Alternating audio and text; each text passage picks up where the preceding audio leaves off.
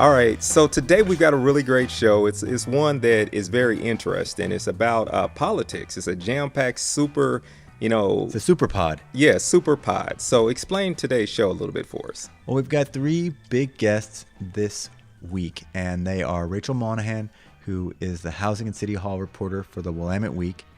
We have the second part of our interview with Representative Alissa Keny-Guyer. She's a state rep, a Democrat, who works on housing. And we also have an interview with Andrea Valderrama, who is running for City Council, Portland City Council position 2. And we talk about housing throughout the whole thing, plus a little bit of politics, plus a little bit of speculation about Rod Monroe. All right, I'm looking forward to this one, man. So I'm just going to sit back, relax, and take a listen. All right, let's do it. So Rachel is the City Hall and housing reporter for the Willamette Week, and that's the Pulitzer Prize-winning alternative weekly here in Portland. She's been covering these issues for a number of years. Can you tell us what the Portland relocation fee is? Well, last year, Portland City Council passed an ordinance that requires landlords under most circumstances to pay renters moving costs if they raise the rent 10% or more, and the tenant decides to move, or they tell a tenant to leave for no reason, or without going to court and offering a reason. A no-cause eviction. So, yeah, and yes, exactly. And they this year they made that ordinance permanent in the city of Portland. So that was kind of groundbreaking legislation that, as I understand it, tenant groups are hoping to replicate in other places around the state as well as outside of Oregon. It is very interesting. We're seeing the growth in rent in the city starting to decline or go flat. Is that also true? Yes, the average rent increase last year didn't hit 5% for the first time in 5 years, I believe it is. We had 4 straight years of 5% or more rent increases on average, or the average rent increased by at least 5%. That's a better way of saying that. And last year, I think it was in the 2 to 3 range. That's good news to an extent. It doesn't mean that people are back to paying what they used to 5 years ago, though. Mm-hmm. Yeah, or nor have their wages gone up, the 30% Yes. that we've seen over the past, cumulatively, of the past 5 years. Organizations that track renting data like CoStar are saying that the flatlining and growth of rent is attributed to both a lot of new apartment buildings, but also they attribute the relocation fee. I think that may be true, that had an impact. But on March 28th, you reported about a building called Holgate Manor, and that was kind of an interesting twist on what's been going on. What's happening over there? What happened when your report first came out? What was going on? Well, the landlord over there, a new landlord, the sort of, it's almost a stereotype of a Portland landlord, an investor from California, bought the building earlier this year and is moving towards increasing rent in the building. But before they did, they created this program to kind of buy people out if they were ready to go, or if they were worried about what would happen if they didn't take it. Basically, the tenants viewed that as, or at least some of them viewed that as a pressure tactic. They offered the tenants $1,000 plus what they would collect under relocation to get out in the first month, and then it went down from there. But it was, Holgate Manor is, one of a decreasing number of affordable large apartment complexes in the relatively close in Portland. And this one was home to a bunch of immigrant and refugee families. So basically the landlord bought the building and then offered the tenants cash to leave. before they even started doing work on it, trying to pay you, go away. And you profiled one woman who was offered $5,200 to leave the complex, and she took the money and went. Yes, she did. And there were other families that did essentially a buyout for her. And we're actually seeing that in other places too. Just speaking with a group of folks in Boston, and they had a developer there pay every tenant $65,000 to leave the building. Was it a rent-controlled building of some kind? No, actually, they don't have rent control in Boston anymore.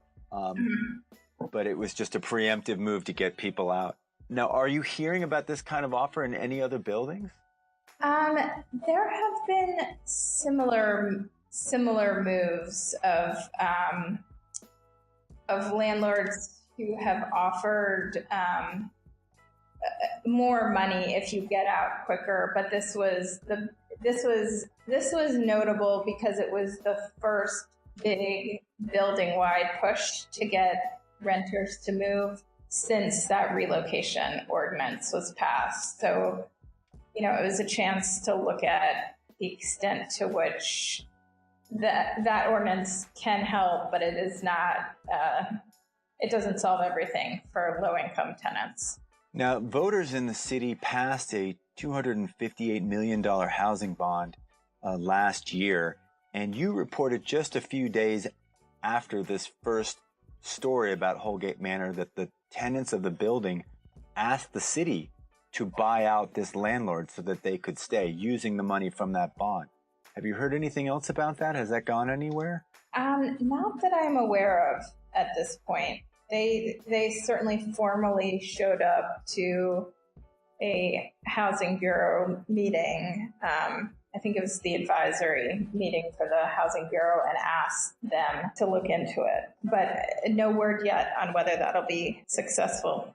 Now, that almost seemed like that was coming at that effort by the tenants coming out of Portland Tenants United, which is a grassroots tenants' rights group here in Portland that was doing some organizing in the building. Have you seen tenants get organized in other buildings around Portland and negotiate with their landlords successfully? I guess it depends what you mean by success. Portland Tenants United has had, at this point, 3 building tenant unions that they've set up, like essentially subsidiary tenant unions. And in the first case, when there were no protections of this kind, no relocation protections in the city of Portland, they, through their, protests and pressure, essentially delayed the amount of time before the tenants would have to leave a building, which, is not a small thing when people are looking for a place to go. And I believe, actually, also in that case, the tenants were allowed to essentially use their security deposit as their last month rent, I believe. And that was an apartment building out on Ash Street in East Portland. Mm-hmm. And that was, that's again significant because it allowed the tenants to put what they had for the month toward moving costs or putting a deposit down on the next apartment. So yeah, that can make a big difference. Yeah. And as we all know that a lot of times you're never going to see that security deposit again. No matter, you could leave the apartment spotless and you're still not going to get that deposit back. Right. I think that's certainly something that I believe Commissioner Chloe Daly's office, which championed the relocation ordinance, is looking at next. About security deposits. Yeah. That's interesting. You also mentioned in your article that she was looking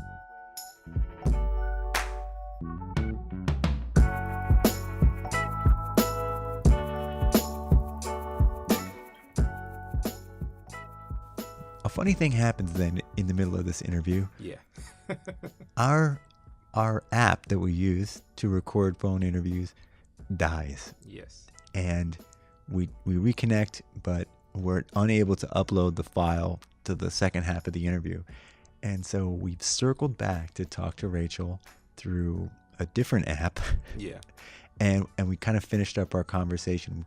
And here I would like to say that we like to have a very diverse range of audio quality. Here, we really we get value all this diversity. today. Yeah. Yes. So here we're just going to continue with Rachel. So we're just going to jump back into our interview that takes place basically 3 weeks later. So in your article, you had mentioned that Chloe Udaley's office was working on a way of getting notified when apartment buildings went up for sale. And how would they do that? So yes, already in the state of Oregon, there is a lengthy notice period for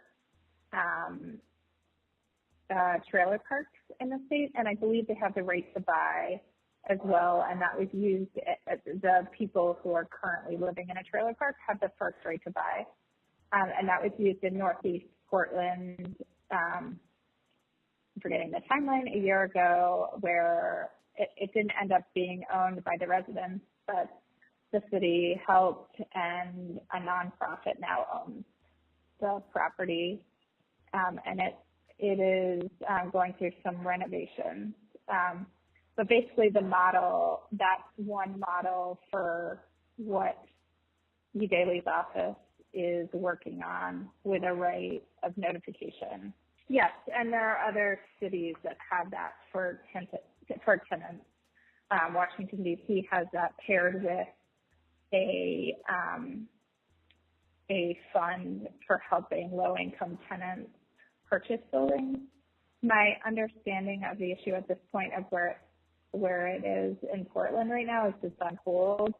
I think that Udaley's office is reluctant to move forward with that notification without there being any money attached to it, because it might end up just benefiting high-income tenants rather than low-income tenants. Is it really that they want the tenants to be able to buy the buildings, or is it just they want to use that law to create a kind of notification system so that at least the city is alerted that a sale is that a building is up for sale? I think there are two viewpoints on that. One is that it could work in conjunction with a housing bond, where the city had no idea manner existed until the tenants were getting notices to push them out. And so the idea is if the city had some idea in advance, then they could at least have looked at the property and considered whether that was something that made sense for the city to buy. I see. But as it is, it's switched hands already, and it's definitely an uphill fight for those tenants. Okay, that makes more sense, because at first it was like I was hearing it's a law that would give low-income renters the opportunity to buy an apartment building, which didn't seem like that was very likely to happen. But that does make sense. And I have not looked into it, but advocates say it works in Washington, D.C., where they do have money paired with a right to purchase. Lastly, I'd like to talk a little bit about Rod Monroe, the upcoming primary. The primary is on May 15th, and Rod Monroe is a Democrat in the Oregon legislature, and this year he has two primary challengers. And why is that news? What's the significance of Rod Monroe's primary battle this year? So Rod Monroe is one of many senators in the state Senate who are landlords themselves. He owns the largest number of properties, as far as I can tell, an apartment complex of more than 50 units.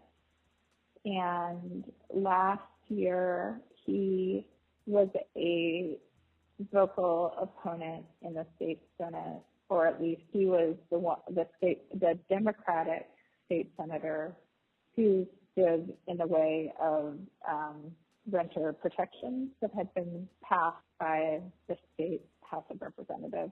So he opposed overturning the state ban on rent control, and He opposed the way that the House had ended or heavily restricted no-cause evictions. Mm-hmm. And so he faces two challengers from the left, former House member Shemia Fagan and a nonprofit leader, Casey Jama. It's a pretty heavily contested race. There's been quite a bit of fundraising, quite a bit of campaign money pouring into that race, as well as some independent expenditures as well. And is he otherwise a liberal or a progressive Democrat, except on this housing issue? For the most part, he is voted with his caucus. It's not. So there's one state senator who's known to be the conservative of the bunch. He is not that person. He is generally, at least on a wide variety of issues, he is squarely on the Democrat team. He attributes his challenge from the left completely to his stance on rent control. Yeah, you said in your article that he was progressive on gun control and women's right to choose, but that the housing issue has become so volatile, so dominating public policy right now that the two Democrats who voted against these housing measures in the last session, Betsy Johnson and Rod Monroe, are now crucial to primary out, according to housing advocates. Yeah, I don't know that Betsy Johnson will actually face a challenge because she, just because of who she is, she's a strong leader for her district, and it's a fairly conservative district as far as I understand. But I think this does send a signal, if the challenge is successful, to other members of the state Senate. There's been a tendency in the state Senate, the prevailing philosophy of Peter Courtney, the Senate president, has been to work towards bipartisanship on issues. And there was no vote ever taken on the Senate floor on this bill. He doesn't tend to bring bills that aren't going to be successful. Advocates were pushing for a vote because they want to know where the opposition is, so that that's out in front of the people, so there can be challenges in elections. And this is something we see the Republicans do a lot, both having these kind of symbolic votes or take a stand vote and primary people out.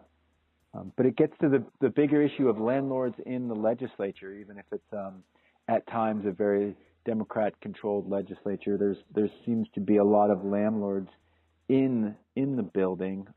We said in Priced Out that there was over 30% of the House was made up of landlords, and over 40% in the Senate in 2015. And you had found that there were still quite a few landlords even in the latest session.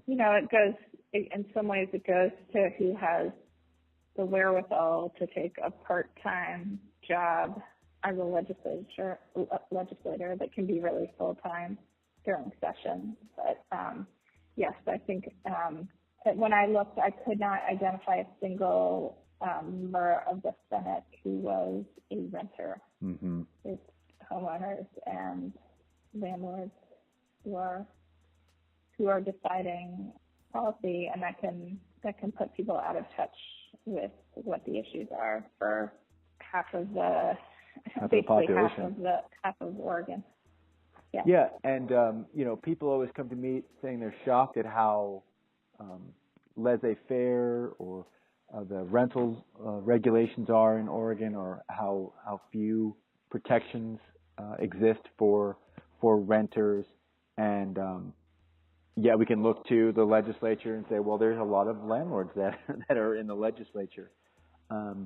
Like you say, it goes to the nature of part-time, basically activist legislators. They're part-time. They really only have a job every 2 years. There's a short session in between those 2 years, but it's very short. So passive income folks, it may be biased towards passive income folks, but there's also they're not required to abstain if they have a conflict of interest. Is that correct? Oregon's approach to conflicts of interest is that if you're a member of a class of people, you aren't conflicted out. You may need to disclose if you have the appearance of a conflict, but you don't have to. You don't have to abstain from voting. I mean, it's somewhat difficult on housing because we all have a stake. I'm sympathetic to the argument when it comes to housing because we all have a stake in it, whether we're renters or homeowners. It's a little bit different with the landlords, but nonetheless. There was a recent example in Portland of a member of the Landmarks Review Commission who owns a house right across the street from a building that's being considered, and she did not recuse herself from voting on it, or at least weighing in on it. I don't think they've had a vote on it at the current time.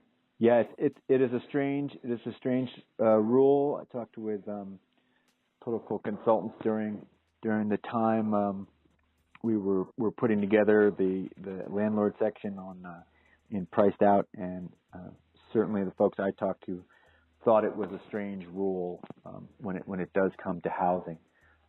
But Rod Monroe has two challengers. If he survives the primary and wins, do you think he keeps his seat? Do you think that this challenge and the heat that's been put on him will make him more or less likely to be favorable to increased housing regulations? Well, I don't know. I mean, it depends. I mean, I think it partly depends on his caucus, but he did say he said somewhat. He said in the editorial interview for an endorsement at Willamette Week that he was willing to cap rents at no more than 10%, and in an interview with me, he said he would be interested. He would be willing to support moving some version of Chloe Udaley's relocation ordinance statewide. He didn't commit to it being an exact carbon copy of Portland's policy, so that was potentially a lot of wiggle room. But I think that he has made some gestures in the direction of tenant protection. So even if he wins, I would think that the legislature would at least take up the issue again next year. Well, that is very interesting. So even if he survives the challenge, he may have been motivated to think differently on housing going forward. That's very interesting. Yeah. Anything else you think we should know about, Rachel? Well, I mean, in that race, because there are two challengers, it certainly works in Monroe's favor. So we'll be certainly watching that next Tuesday when the results come in, whether Monroe survives the challenge. And incumbents generally, have the advantage. But something unusual has happened in this case, where the part of what makes this a very interesting race is because a lot of establishment Democratic organizations have endorsed other folks. A few public sector labor unions have endorsed Shania Fagan, and a key nonprofit out in East Portland, Apano, has endorsed Casey Dama. So it'll be interesting to see what happens. It will be indeed. Well, Rachel, thank you so much for taking time again and again for this interview. Yeah, sure. And we'll be following you in the headlines. All right. Stay in touch. Thanks so much.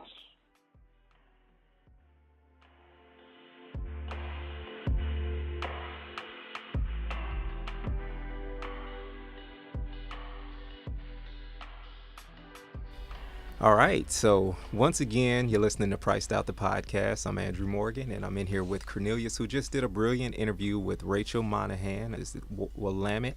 Willamette Week, yeah. So being new here, I struggle with saying Willamette the right way. It's Willamette, damn it. It's the way you remember it. Because you're from the Midwest, which is Willamette, right? It's the same word, but exactly it's Willamette. how I would have said it. Yeah, exactly, yeah. Speaking of sort of interviews in two parts, we're going to bring back one of our first interviewees, Alissa Keny-Guyer. We did her interview in two parts because she actually requested that we hold on to this conversation until after the legislative session. We talk a little bit more about Rod Monroe, and she asked that she didn't want to start any conflict with Rod during the session because she had to work with him. And in the interest of transparency, I'm telling you, the audience, that conversation occurred, and I agreed to it. That's fine. I'm excited. I've been waiting a long time. You've been holding your breath Yes. for the last 2.5 months. All right, let's listen.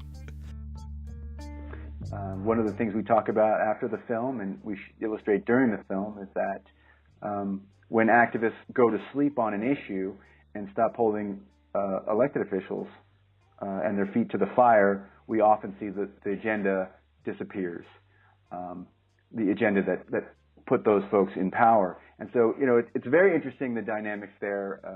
It's something that Republicans constantly do, is primary out people who they think are no longer in step with the orthodoxy of the party. And it doesn't seem like it's something Democrats do very often, but it's interesting that this has arisen. I think that's accurate? right. I think you're right. I think you're exactly right. On the national scene, Democrats have been less likely to do it. I think Democrats in general have prided themselves on being a big tent. I think that might be changing with the Bernie phenomenon. I know there's a lot of progressive people that feel like some of their legislators are not adhering to the principles that our party says it's been about giving everyone a fair chance and trying to close racial, economic, and gender, disparities. And so I think there's a new political dynamic here where people are, going to say we want the best candidate that we think is going to most tackle these really hard issues, and you don't get a pass just because you're the Democratic incumbent. So I think that might be changing. I will say, when I first started the legislature, I also came out against one of my colleagues, Representative Schaffler, and it's an uncomfortable place to be, and it feels a little lonely sometimes because certainly not all of my caucus members agree with me, and it can be hard. But I think if you really think about, we want the best people in our caucus who most represent their district, and you stay really clear on that, and it's not about personality or who you like or who you don't like, then it certainly makes it easier for me to sleep at night. And then, of course, purely on the dynamics of this move, Rod Monroe actually has two primary challengers, which my understanding is that's actually going to make it harder for folks to dislodge him, that puts the odds in his favor that he will get the majority. Yes, that's true.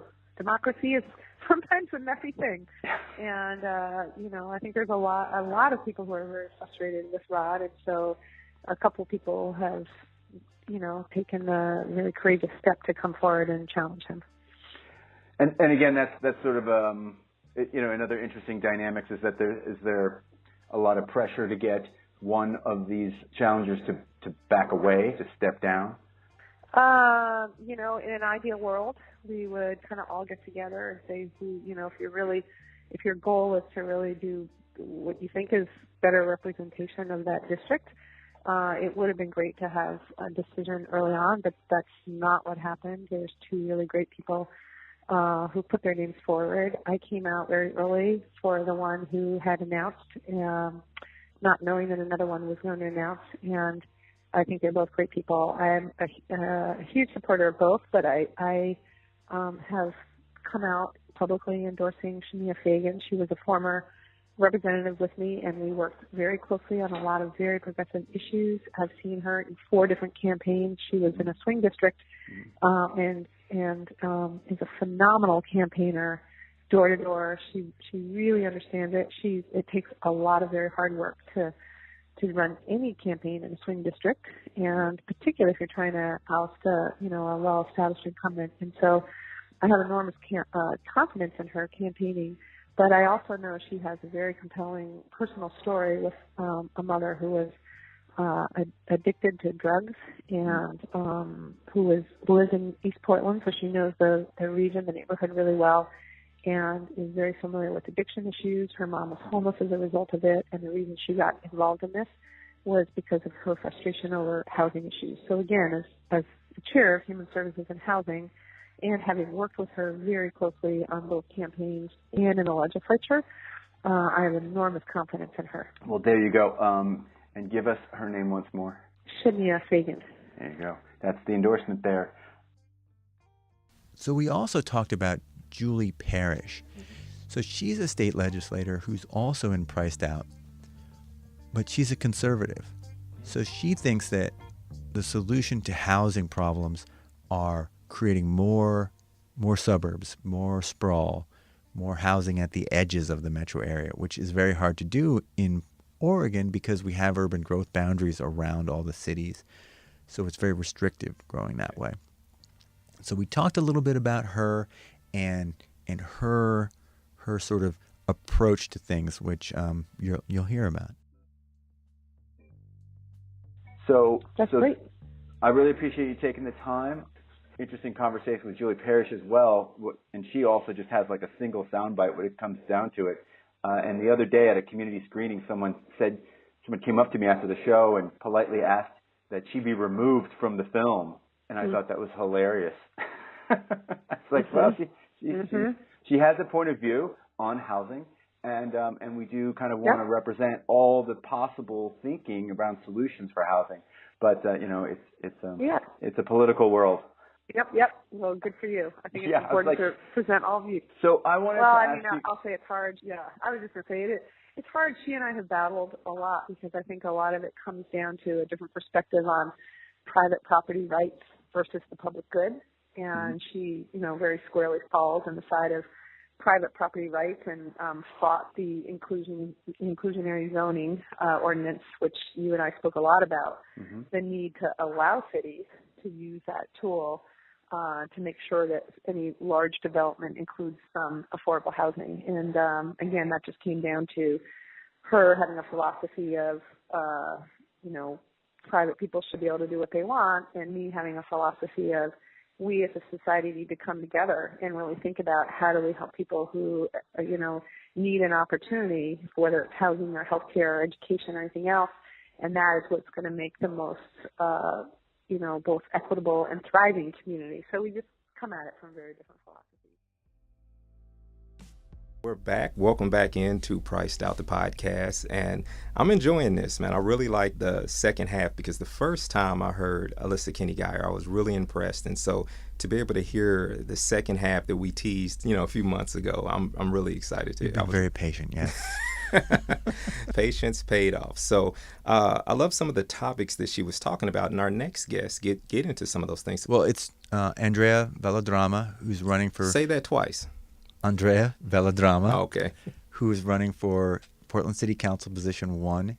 It's a hotly contested seat here in the city. She has a lot of focus on housing. She'd be the first millennial and the first Latina to ever sit on the city council. And she has a very compelling personal story. So my former colleague, Kyle Curtis, who is her campaign manager, reached out to me last week and said, do you think you could get her on the show? And we were delighted to have her on there. But normally we would like to give equal time to all the candidates. We don't have time to do equal time. And so we'll include links to all the candidates in the show notes. And, this is not necessarily an endorsement. It's just an opportunity to talk about housing with a potential leader in the community. All right. So I'm looking forward to this one. So I'm here with Andrea Valderrama, who has a really interesting personal story. She's a Peruvian American. She's the child of immigrants who working class folks. She herself worked her way through University of Oregon, cleaning homes at times. She lives out in East Portland, out in the Numbers, in Hazelwood. She could bring a very well-needed point of view to City Council. Andrea, thanks for coming. Thanks for having me. So why did you decide to run? Well, I decided to run because, in the current political climate that we are seeing in Portland with increased hate crimes and just an increased sense of vulnerability of many of our communities across the country, given the most recent the most recent presidential election, it was really important to me to share a story that had some positivity to it, particularly with my daughter and with the next generation. I remember hearing stories of what it was like, the sacrifices that my family made when they came to the States because of the organizing that they were doing in Peru, and knew that, there were very deep sacrifices that were made, not only the loss of their job, but the loss of their home, and really was quite inspired by that growing up, and would hear those stories at bedtime. And then my mom would say, okay, now go to sleep. Right. And so for me, this election was another opportunity to share a story of encouragement and empowerment to my daughter, to say, you know what, we have these issues going on in our community, and yet we decided to fight and to run and to try to change the policies and the impact that City Hall was making for the better. And that was something that me and my partner talked about for a long time, and we decided that that was the message that we wanted to share. Well, I appreciate that story. I am the son of a Colombian immigrant. So this is a podcast about housing. One of your main focuses is housing.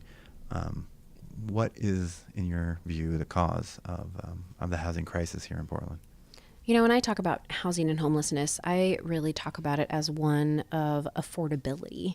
It's an affordability crisis to me because if a wand was waved, folks would still be spending, and rents stopped rising, and we just kind of stopped the concerns. People would still be spending the majority of their paychecks on rent, on housing expenses, and then shortly thereafter on transportation costs. And so we know that people right now are working 40, 50 hours a week and still unable to save, still unable to go to school if that's what they want to. We have youth who want to continue to live in Portland, but don't see an opportunity, don't see a path to that long-term stability. And so to me, it's making sure that, yes, ultimately we are looking at ways to build more. We do know that that is part of the problem, but I don't believe that's the only solution. We have to really think about preserving the limited affordable units that we do have. And then the other piece that I mention is that it's about the spectrum. So it's not just about rental affordability, but it's actually about affordability and home ownership opportunities as well. The full range of options need to be provided. We have to at least have that opportunity for families so that if someone does want to be a homeowner long-term, we know that that is the best way to generate wealth in communities or in families. And so we need to make that affordable for them and create that path so that families can continue to grow and thrive in Portland if they want to. What's the root cause of that in your estimation? I know Kyle shared with me editorial that you had submitted to Street Roots, and you had gotten more into the disinvestment in communities, the predatory lending. You'd name some specific reasons why there was a housing crisis. Can you talk a little bit about more of those reasons? Yeah, I think there are many, right? I think, like you said, if we look past historically, there have absolutely been preventative measures for particularly African American or communities of color that did not allow for that generational wealth building and homeownership, but who are also discriminated against when we look at the type of incidences that are occurring in no-cause evictions. And we also see the direct impact to, as a school board member, I hear this particularly from parents who have gotten, 100%, not dollar, 100% increases in their rent, and who just cannot, I don't know anyone who can afford 100% rent increase. No one in my community can who can afford that. Mm-hmm. And so, that's what we look at in terms of the reason. And I also believe that, there's a big policy component, right? I think there's been a lot of special interests, a lot of, big corporations that have ultimately had the ear of leadership and who have been successful in their lobbying efforts to protect the economic opportunities that they're, receiving on the backs of lots of hardworking folks, and my family included. So in your planks, what are the ways to address that problem at the city level? One of the ways that we can start addressing it is by really being much more data driven. And so I talk about the conversations that I'm already having with the county chair to expand local subsidies, local voucher programs, as we know that federal dollars ultimately will continue to decrease. That's been a big issue historically as well, that federal dollars have significantly plummeted. They'll continue to do so, I believe, especially with this administration. And so we have to make sure that we are preventing that displacement and mitigating that displacement as much as possible for those who are on those fixed incomes, those who are dependent on those vouchers. That's something that I'm working on right now with the county so that city funds can be utilized for this local subsidy. I think that will be very helpful. I think the other component of addressing this is ultimately policy, right? So we have to continue to advocate for additional tools like rent control, like just cause eviction standards, and other protections that are going to be provided not only for tenants but for homeowners, right? I think the other big policy component for homeowners really is, and at our East Portland, we have property taxes that are significantly higher than other parts of town, or are the same amount as houses in Inner East that are worth significantly more. And so when you look at a first-time homeowner like myself, that's not a long-term affordable option. I'm grateful and can really only have this as an option because I live in a multi-generational setting. Mm-hmm. So my mom and my sister contribute to make it work, but it would not otherwise be workable. And why are the taxes so out of whack? Well, this is based on previous laws that have been in place, right, around making basically putting caps so that some properties are in compression. In Outer East Portland, properties aren't in compression, and so instead of the 3% cap that otherwise would occur, our taxes continue to increase exponentially, and that is a big concern when you're looking at let's say someone has worked really hard, has finally been able to save enough to for a down payment on a home, got a home, and then yet have $4,000, $5,000, $6,000 what can the city do about that? So similar to rent control and just cause eviction standards, we can continue to advocate. We have, at the state level, we have what I believe is one of the best lobbying teams in the state. And when we organize and put things on our legislative agenda, we're successful. And these would be things that I would absolutely continue to advocate for, and to make sure that City Council is united on, to make it very clear that these are concerns that we can no longer wait on, that we have to act on immediately.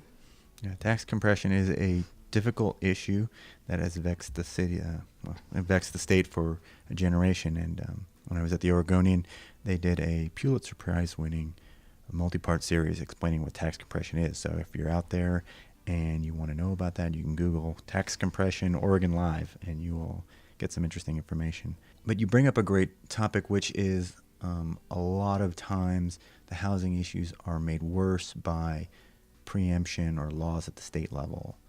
And so one of those would be rent control, lack of rent control, which has been worked around by the relocation fee that we talked about earlier on this program. But the other one is no cause eviction. Do you see a way that the city can create a similar type of workaround to create just cause evictions, even if you can't get the state to do it?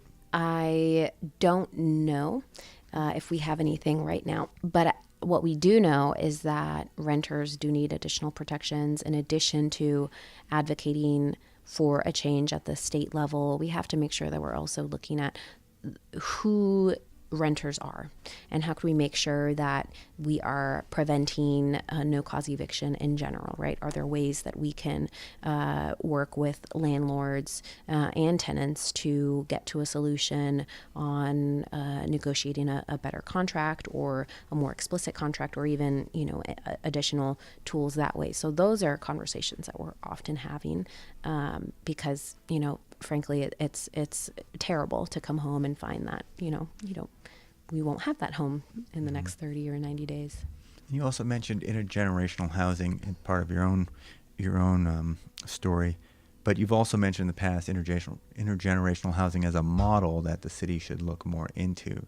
Can you talk a little bit about that? Yeah, so like I said, I live in a multi-generational setting, and I do think that as we are looking at ways to address our housing crisis, we have to be much more creative. We have to be much more thoughtful in what types of opportunities that are available. So not just, again, rental options, but what are other options like providing ADUs, accessible dwelling units, or other ways that we can provide incentives for homeowners to restructure their living situation in a way that gets at meeting the density needs, but also gets at the affordability piece, the affordability component of housing as homeowners, so that we can make sure that we are meeting the needs of a neighborhood, but also meeting the long-term needs of a family. And so that's something that I'm really interested in exploring with the Housing Bureau.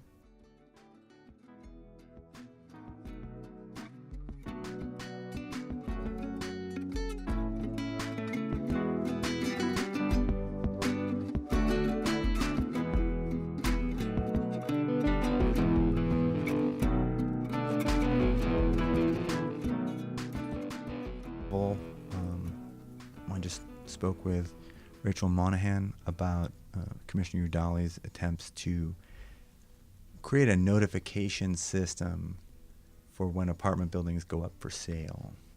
Do you support that kind of legislation?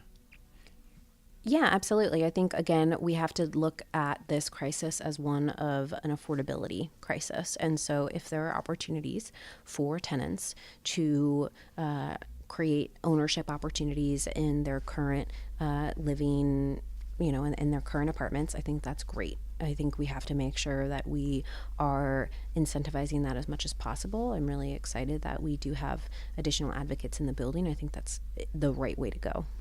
And do you support the constitutional amendment that will be on the ballot that would allow public and private funds to be mixed together for housing projects, affordable housing projects? Right. Absolutely. This was something that I worked on similarly to what I mentioned before about getting things on our legislative agenda. When that happens, we win. This was something that I did advocate to get on the agenda this past year, because as we were implementing the bond, we noticed right away that city was kind of wasting time and resources reinventing the wheel when we knew that there were private partners who could build these units quicker. And so I'm grateful that that was successful, and I'm looking forward to the next bond where we are going to be able to make that difference as soon as possible.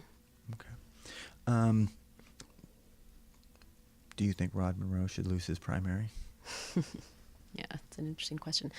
This is my Senate district, 24. I live in this district, and I, like a lot of others, was very disheartened by Senator Monroe's actions. Right, I think that we have to have leadership who is taking a stand against some of these loud players. And to me, that does mean that, we are looking at housing affordability and affordability in general of our communities as a top priority. I personally, as someone who does live in this district, believe in representative leadership that reflects the diversity of the district, and do believe that, there's a need for that to happen in this district as one of the most diverse in the state, actually. And so I am looking forward to new leadership. I think it's time. I think it's time. And so looking forward to seeing how it goes. So your response is looking forward to new leadership in Rod Monroe's seat. Yes. Okay. All right. In this election. In this election, yeah. So as far as these contested seats go, you're running against some other folks who have prioritized housing, Joanne Bowman and Stuart Emmons, who are both very focused on housing. Stuart Emmons almost exclusively. He's kind of a one-issue candidate almost. So how do your positions differ from theirs?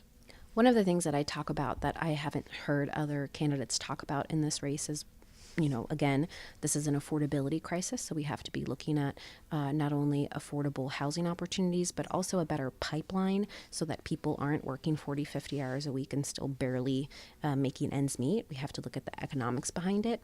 As a school board member, this is something that I really am paying attention to, not only to get more folks to graduate, which we know is a big issue for Oregon, but we also have to make sure that the whole family can thrive long term. So that's a big difference, I would say, that I understand the housing spectrum, that it's not just about getting someone into a house short term, but it's about making sure that they have the economic opportunity to become homeowners if they want, to live in a different type of housing, and that takes investment in the full family. I think And what are those investments? Like, what does the city, with its limited tax resources and its regulatory powers, what can it do? Well, I think we can be providing better and different job opportunities, right? And so to have someone work 40, 50 hours a week and still barely making ends meet is unacceptable. So we have to be looking at other career opportunities, other career training, or in the private sector, in the public sector, that we can be connecting people to so that they can have the opportunity at reaching a career that they're interested in. I think the other piece of this, and I'm biased obviously as a school board member, is education. We have to make that much more accessible so that people aren't just graduating, but that they are entering in many opportunities as we look at, not only four-year university, but career and technical educational opportunities. To me, as Portland grows, that absolutely translates into a growth of jobs. And so we have to be intentional about providing those opportunities for people who are graduating. And if they're not on track to graduate, we need to get them there. And any other differences between you and the other two candidates? I think the other difference... The two candidates I mentioned, right. There are more than just two candidates. The other one that I'll mention is that, I'm the only one in this race who has had direct experience working in City Hall. And when we're talking about, the administrative components of, let's say, getting that an agenda item on our legislative agenda for the constitutional amendment, that's very administrative, right? You have to not only understand the policy implications of what the current framework is of the bond, but you also have to understand the dynamics of the building because our legislative agenda has to be passed unanimously. So you have to articulate this in a way that's tangible and then secured and then move it in the state, right? And so all of this takes time to learn. These are all things that I've done for many years. I very much am passionate about the work that the city does, and that's important because we need someone to hit the ground running. We need someone who understands not only what ideas might be important, but how to implement them successfully. And that's been something that I've had the pleasure of doing in City Hall, and I have been able to work positively with the current council in a way that has moved, I would say, the dial on a lot of these issues. Tell us just very briefly a little bit about your City Hall experience. I have had the pleasure to work on lots of policies from the CEO tax, which provided an additional tax on businesses, CEOs who were making more than 100 times their median worker. I also am a big believer in family-friendly practices and have been honored to have worked on things like paid sick leave, paid family leave, ban the box, and a lot of the housing work that I've done has been around the mandatory relocation assistance policy and fighting for additional tools. I think preemption has been my number one frustration in the building, right? But we have to have the understanding of how to lift those preemptions. An example being when we worked on inclusionary zoning to finally get that lifted so that we can implement a policy locally. And so this is something You mean preemptions by the state, by the legislature? Correct, yeah. Okay. Yeah. And that means that the city is looking to pass a law, and the state legislature preempts it by saying you can't pass that law. So technically being illegal for a local jurisdiction to pass something.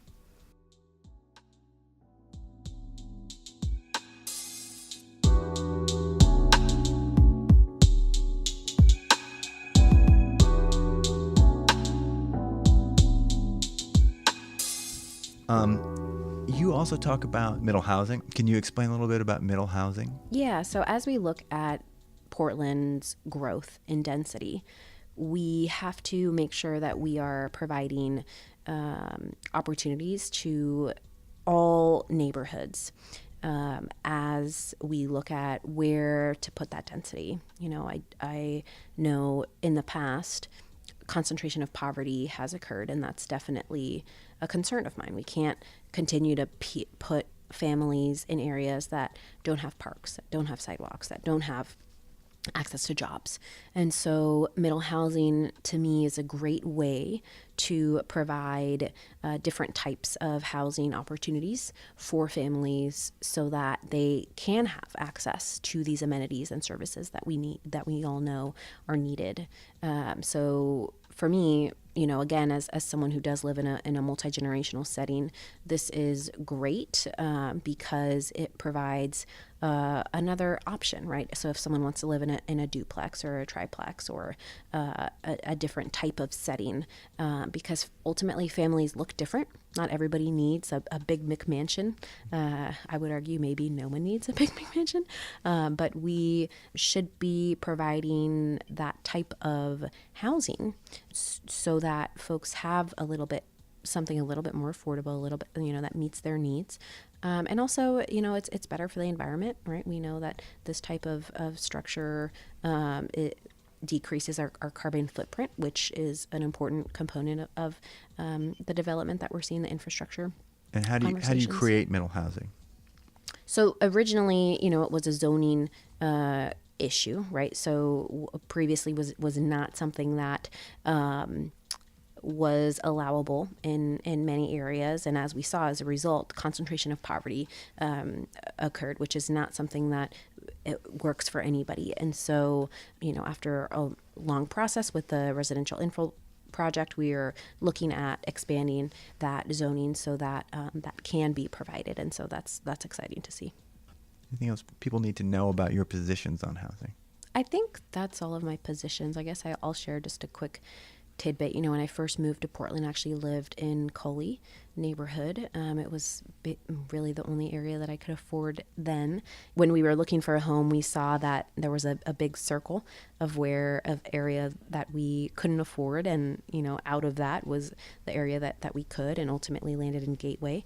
And I am grateful that we have had that opportunity, and yet know that this is still a concern, that it's in fact gotten worse.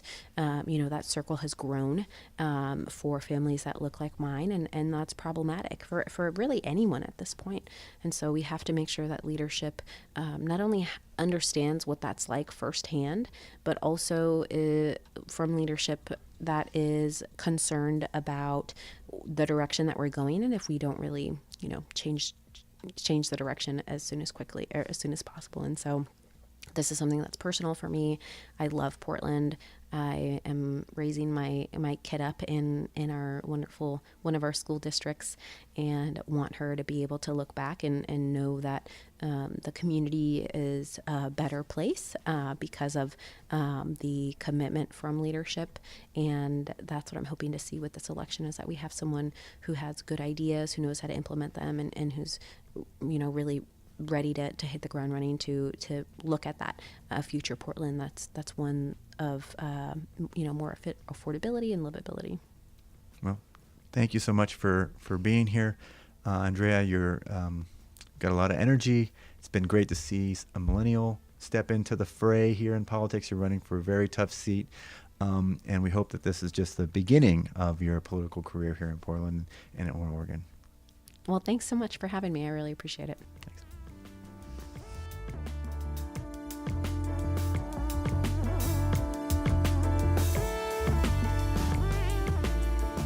All right, so thank you to Andrea Valderrama. Really great segment, and you did good once again. Like, I'm always impressed with your interviews.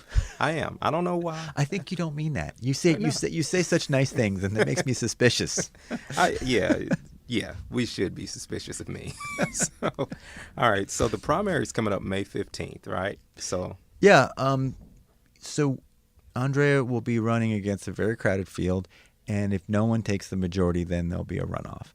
And so people should get in their ballots early on May, well before May 15th, mail them in or drop them off, and also pay attention to this other constitutional amendment that we've been talking about, which is it would allow public and private funds to be mingled in housing projects, which is currently, you can't do that. You can't take the money that was raised by the housing bond, the 256 some odd million in the housing bond, and you can't mix that in with private funds, say from for-profit developers. Okay. So you can't leverage those dollars into more private dollars for housing, for affordable housing.